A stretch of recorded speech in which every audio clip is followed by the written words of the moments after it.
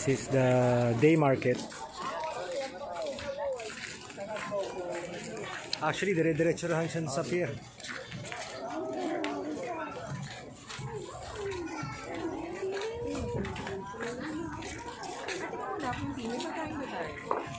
Pwede na tayo mamalengke ng food natin, di ba?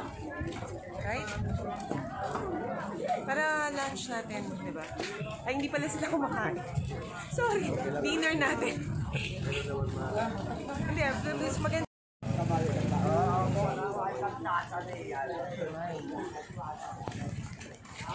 Sarap yan. Oo, sumalan. Sige.